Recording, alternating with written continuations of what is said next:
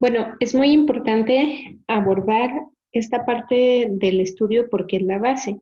Entonces, vamos a verlo desde alteraciones congénitas del tejido conectivo.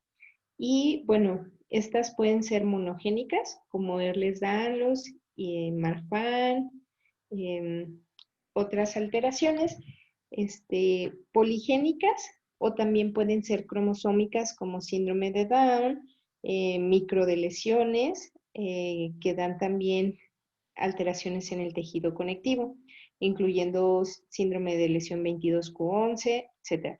Aunque directamente, cuando hablamos de alteración del tejido conectivo, identificamos más rápido Marfan, Ehlers-Danlos y otras alteraciones como Lloyd's, Dietz, etcétera, pero hay muchas más que se dejan de lado, incluyendo síndrome de Down y otras alteraciones, otras condiciones genéticas que van a dar alteración en el tejido conectivo.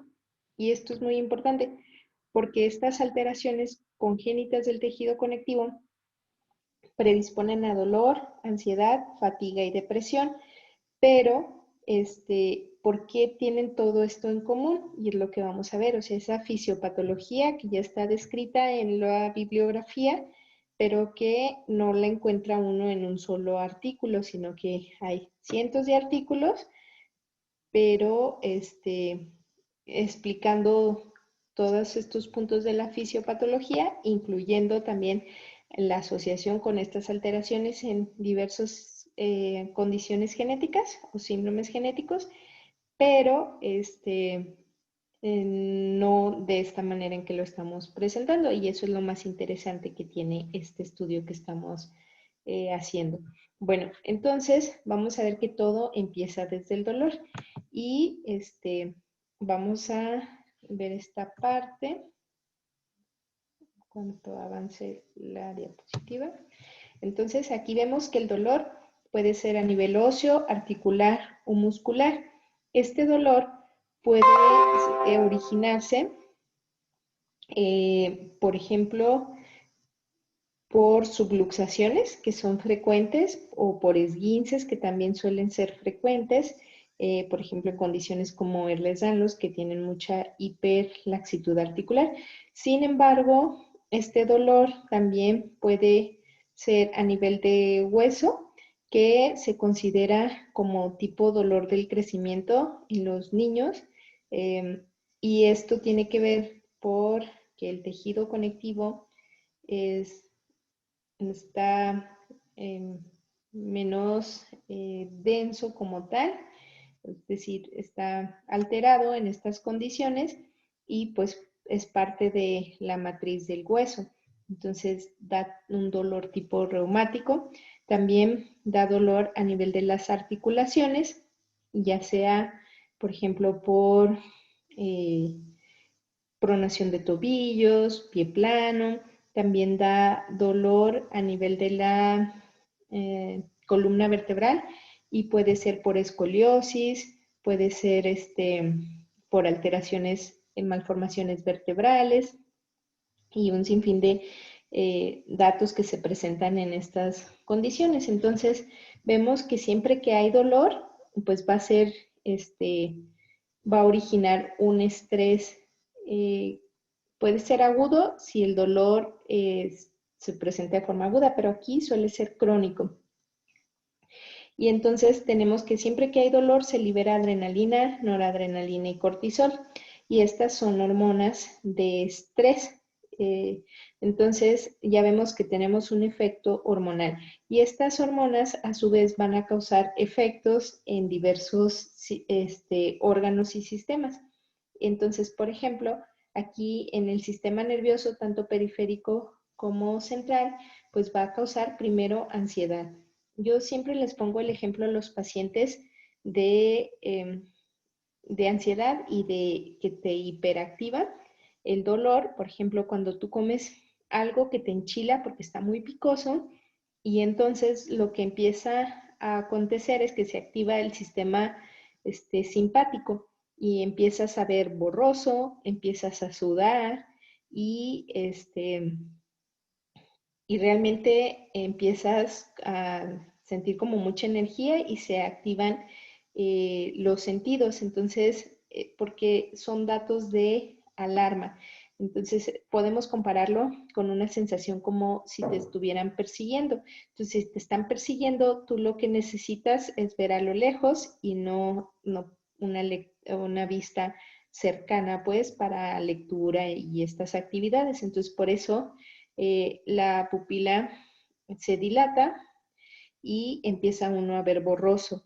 Y también necesitas mucha energía. Entonces ahorita vamos a ver cómo va al hígado y lo que hace es activar un proceso de glucogenólisis y esto ya está súper descrito porque hay receptores beta-adrenérgicos que principalmente responden a la noradrenalina. Y entonces en el hígado, pues lo que pasa es que se libera mucha glucosa y cuando hay mucha glucosa, pues el páncreas responde liberando mucha insulina. Y cuando hay mucha más insulina, lo que va a ocurrir a largo plazo es una resistencia a la insulina, porque los receptores, como un mecanismo fisiológico de protección, es que cuando hay demasiado sustrato, ellos se internalizan y entonces los receptores de insulina pues no funcionan igual. Y ahorita vamos a ver qué datos nos va a dar. Entonces, esta es una situación de que el dolor genera ansiedad y eso es muy importante considerar y como incrementa la percepción de los sentidos, eh, pues pones mucha atención a muchísimos detalles, pero a la vez, o sea, es una atención múltiple y a la vez pones atención en todo, pero no tan específica en cada cosa, es decir, se puede considerar como distracción en ese sentido. Y bueno, vamos a ir viendo un poco más. Entonces, quedamos que el dolor, pues podía ser articular, óseo o muscular, y que va a liberar estas hormonas y que iban a actuar, ya vimos un poco a nivel del sistema nervioso. Sin embargo, tienen más efectos. Pero bueno, vamos a ver que a nivel del intestino lo van a inflamar. Entonces tenemos inflamación y en el ilion es la parte más importante referente a lo del estudio porque te puede dar síndrome de intestino irritable o te puede dar solo algunos datos de inflamación intestinal sin llegar a cumplir los criterios para síndrome de intestino irritable, pero en el ilion se absorben estas vitaminas por receptores específicos que están ahí y bueno, y otros micronutrientes. Entonces, es de aquí que parte que se van a tener estas deficiencias o esta predisposición a deficiencias de estas vitaminas. Generalmente, las más afectadas son la D y la B12. Ya cuando se afectan la vitamina A, K y E es que ya está muy severo. Por ejemplo, generalmente esto pasa ya en condiciones autoinmunes o que dañan mucho el intestino o más allá de la inflamación, pues, o también en condiciones quirúrgicas, por ejemplo, cuando hay resección intestinal.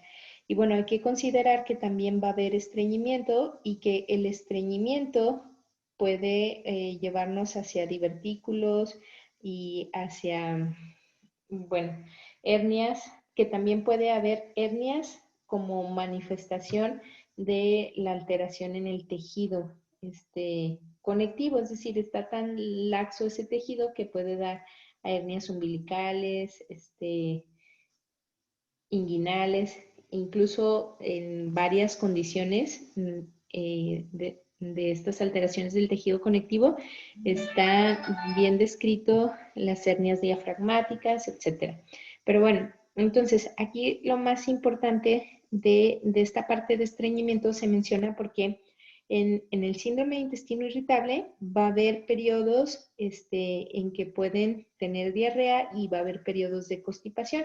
Y más allá de eso, bueno, y un periodo de constipación con un tejido conectivo muy débil, es propenso a los divertículos y esto es importante porque pues es una de las condiciones, complicaciones que se pueden presentar también en síndromes como Ehlers-Danlos y, y demás síndromes. Lo que pasa es que no todos están este, tan estudiados, o sea, que se consideren frecuentes, quizás sí son más frecuentes de lo que se está reportando, pero bueno, entonces generalmente hacemos referencia a los que reportan como frecuentes.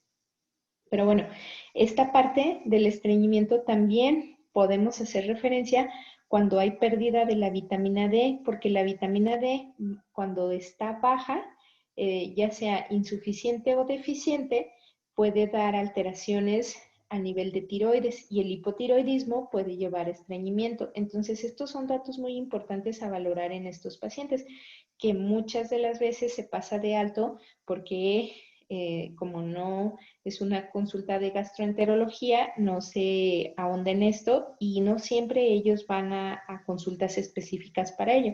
Pero bueno, entonces también veíamos que iba a haber mucha liberación de glucosa, por lo tanto de insulina y por lo tanto llevaba hacia una resistencia a la insulina. Bueno, cuando hay mucha insulina también van a haber episodios de hipoglicemia y esto es importante porque varias de las condiciones que ya están descritas, que tienen datos de alteración del tejido conectivo, aunque no estén descritas como alteración en el tejido conectivo, pero sí describen episodios de hipoglicemia. Y también hay que recordar que cuando hay resistencia a la insulina, pues bueno, esta insulina que está de más y que los receptores generalmente no están captando bien y que no tiene la función que debería de tener, entonces esta insulina se va, en el caso de las mujeres, también a actuar en los ovarios. Y en los ovarios lo que hace es que en vez de que se produzcan más estrógenos, se producen más andrógenos y da esta parte del síndrome de ovarios poliquísticos, que se caracteriza por el acné, el hirsutismo, los quistes y las irregularidades menstruales. También, pues recordemos que la resistencia a la insulina se caracteriza por acantosis nigricans y también por hiperkeratosis pilar. Y no necesariamente tiene que ser una acantosis nigricans severa, sino que hay que buscarla en los nudillos, en los codos, es muy importante en el cuello, en los lugares de flexión, pues. Y la hiperkeratosis pilar es importante identificar que puede ser por resistencia a la insulina y que hay casos en donde la deficiencia de vitamina A te puede llevar a algo similar a hiperkeratosis pilar, pero lo más frecuente es por esto. Y esto, pues hay estudios de laboratorio que nos lo pueden corroborar, que es como el estudio que nosotros pues vamos a presentar de los estudios de laboratorio que pedimos. Y todo esto nos va a llevar a las siguientes conclusiones, a, a proponer estos algoritmos de diagnóstico y de manejo. Bueno, primero, ¿el paciente presenta compromiso del tejido conectivo? ¿Cómo vamos a saberlo? Pues hay que revisar un anexo, el anexo A. Ese lo incluyo luego porque todavía me falta terminar, pero bueno, ¿qué datos podemos encontrar? Pues las escleras blanco-azuladas, el pie plano, la hiperlaxitud articular, la hiperextensibilidad de la piel, pronación de tobillos, hernias umbilicales o hernias inguinales. O sea, todos estos datos los vamos a ir incluyendo en esto, la translucencia de la piel y bueno, pero si no reconocemos estos datos, pero sabemos que el paciente presenta un fenotipo o ya tiene un diagnóstico de condiciones genéticas que ya sabemos que tienen esto, con datos de compromiso del tejido conectivo, entonces hay que irnos a esta parte. Porque, bueno, por ejemplo, si ya nos llega un paciente con síndrome de Down, ya sabemos que los pacientes con síndrome de Down, pues van a tener esta translucencia de piel, van a tener la hiperlaxitud articular, van a tener todos estos datos. Entonces ya directamente pasamos aquí y luego dice, el paciente presenta datos de deficiencias de vitaminas liposolubles. ¿Por qué? Porque éramos las que veíamos que a nivel intestinal no se absorben bien en estas condiciones. Entonces, sí, bueno, entonces hay que pedir los estudios correspondientes para corroborar sus niveles y entonces, pues confirmar el diagnóstico de estas deficiencias o insuficiencias o niveles normales pero bajos, que eso también es importante y que al aumentarlos nos mejore eh, al dar el tratamiento. O bien, el paciente presenta datos de resistencia a la insulina, ¿Cuáles? Pues los de acantosis nigricans, ovarios poliquísticos. Hay que recordar porque, por ejemplo, en los periodos de hipoglicemia también puede haber irritabilidad. Eso también es importante preguntarlo. Y entonces sí, hay que solicitar los paraclínicos mínimos, que incluiría índice HOMA, etcétera, que nos permite darnos una idea de si existe, para confirmar esta resistencia a la insulina. Y luego, el paciente presenta compromiso neuropsiquiátrico, entonces hay que revisar el siguiente anexo. ¿Por qué? Pues porque hay que recordar que aquí hay predisposición a la ansiedad y a la depresión. Falta ver cómo es todas las demás predisposiciones, o sea, por qué se llega a la fatiga, a la depresión, pero sí es relevante esa parte. Entonces es importante valorar cada punto de cómo se llega hacia la fatiga y hacia la depresión y cuáles son las condiciones que ya están descritas, que son muchísimas, que tienen estas características, pero cuáles son los datos clínicos que nos van a importar y más datos. Pero yo creo que para empezar a entender esto, este es un breve resumen que nos puede ser útil y empezar a documentarlo, buscar toda la bibliografía referente para poder documentarlo, pues para sustentar nuestros algoritmos que proponemos. Y si se fijan, el algoritmo pues está relativamente sencillo, o sea, no está complicado y se puede realizar en las consultas de genética con los pacientes de estas condiciones, porque de otra forma la mayoría de los médicos no realizan estas búsquedas y pasan desapercibidas estos datos, desapercibidos incluso no solo en pacientes pediátricos, sino en pacientes adultos. Entonces, una vez encontrado y corroborado esto, se puede iniciar el tratamiento y también referir al especialista que se requiera. Entonces, y realmente se les aporta mucho a los pacientes.